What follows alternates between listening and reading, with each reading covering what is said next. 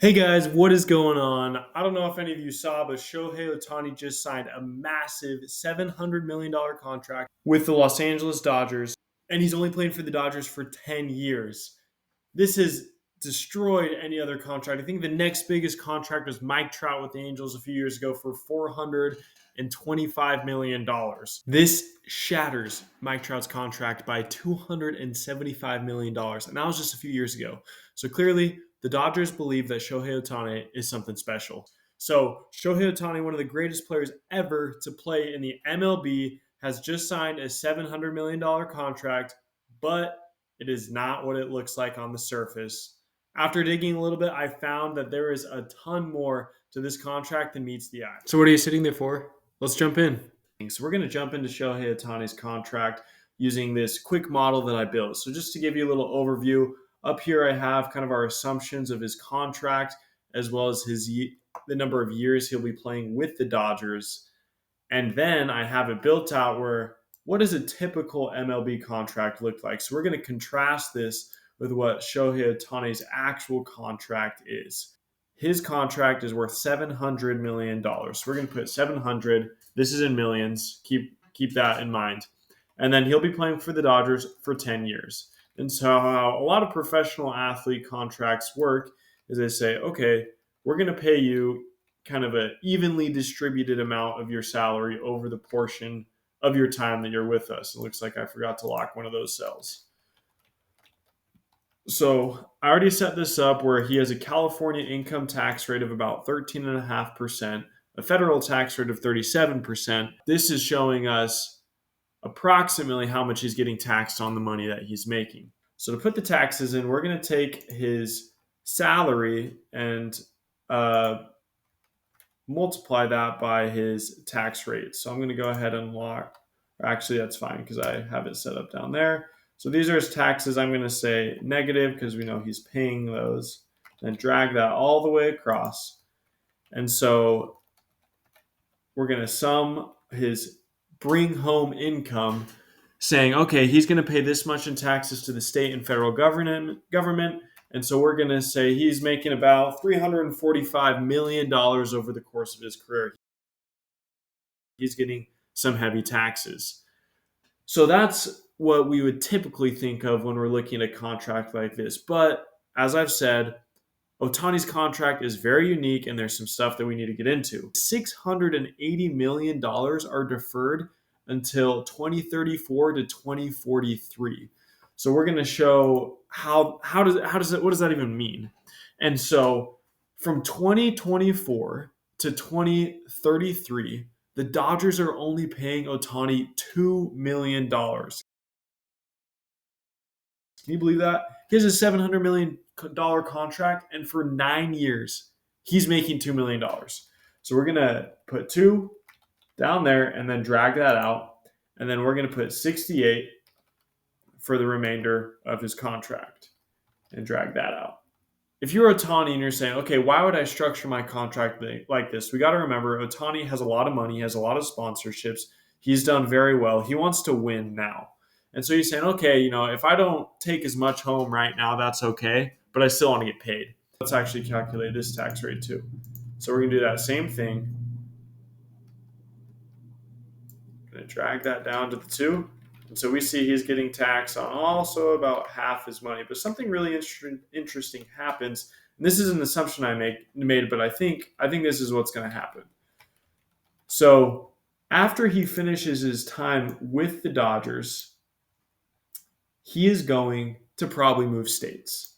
Texas and Florida both have no state income tax. And so I think he's going to go move there to one of those states or a state with very low income tax and going to save a lot of that money that he's making. So instead of paying $34 million a year in taxes approximately, he's going to now pay 25. So he's keeping $11 million more dollars. And so if we sum that up, we're going to get $438 million.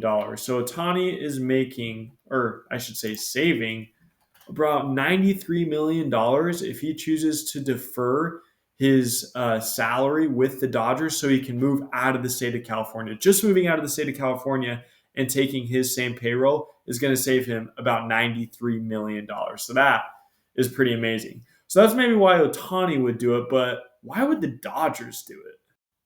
Here's why the Dodgers would want to do this deal with Ohtani. So, by bringing Shohei Ohtani to the Dodgers organization, the Dodgers are going to definitely increase their revenue through jersey sales, ticket sales, going deeper in the playoffs, watching, television viewers, a lot of different things that Ohtani brings. It was reported that when Ohtani was with the Angels, they brought in an extra $20 million in revenue per year. The Dodgers has a bigger fan base, and they'll likely do better than the Angels have done. So we could probably make the assumption that Ohtani will bring in about 30 to 35 million a year. I think we can make that assumption pretty reasonably. So here I have this set up as the Dodgers revenue from Ohtani, the payments to Ohtani, which is Ohtani's salary, and then the Dodgers cash flow, just the revenue from Ohtani minus Ohtani's salary payments.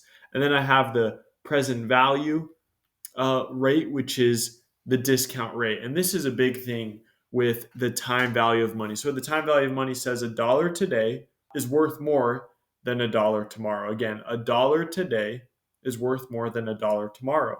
And so the Dodgers know that if they can bring in Ohtani now and have him make them a lot of money now, they can pay him later because they can invest those dollars and they can do things with that money that will help it grow more so than they can do in 10 years. And so that's what the discount rate is called. So we're going to make an assumption of a discount rate of, let's say, 10%. This is a huge assumption, I just want to say. And companies and investors and people spend a long time trying to find out the discount rate that they'll use in valuing investments. And in this case, Ohtani is 100% an investment to the Dodgers. So we're going to put a discount rate of 10%. So if you look at the discounted cash flows, it's now using that discount rate to say, okay, how much is the money worth to us now? And so the sum of the undiscounted cash flows is he's bringing them in 35 million a year, and then once he leaves, he's not bringing them in any money anymore, and that's when they have to pay him. And so if you're looking at this from an undiscounted cash flow perspective, this makes no sense. Ohtani is making you pay way more money than what he's bringing in if you're looking at a dollar today is worth the same as a dollar in 20 years. However, if you're looking at the present value of the cash flows, using that discount rate to discount it out, this is a good investment for you because if you look at it here, you're paying him 68 million, but because these cash flows are so far out, you're not paying him nearly as much as what you'd be paying him if you're paying him 70 million like a traditional professional contract is set up with a lot of the pro NBA and MLB players. Tani's contract value, which is 700 million, he's getting paid, but the present value, it's been determined by the MLB and the league that it's 460 million. And so if we can see the additional cap space that the Dodgers spend is 240 million. So not only are they making money as far as the present value of looking at it through a discounted cash flow lens, but they're also creating so much more cap space, $24 million a year for the next 10 years of additional cap space because they have this structured deferred payments in the contract. And so not only can they bring on more talent, but now they're more likely to compete for World Series titles. And also Ohtani is more likely to win championships. So what you can see from this quick analysis in Excel is that it makes sense for Ohtani and it makes sense for the Los Angeles Dodgers because both are more likely to get what they want in championships and both are more likely to get more money. So go ahead and like and subscribe if you liked what you heard. Definitely reach out to me. I want to hear your thoughts in the comments, but this was a super interesting analysis for me and I'd love to hear what you guys think. But thanks for watching.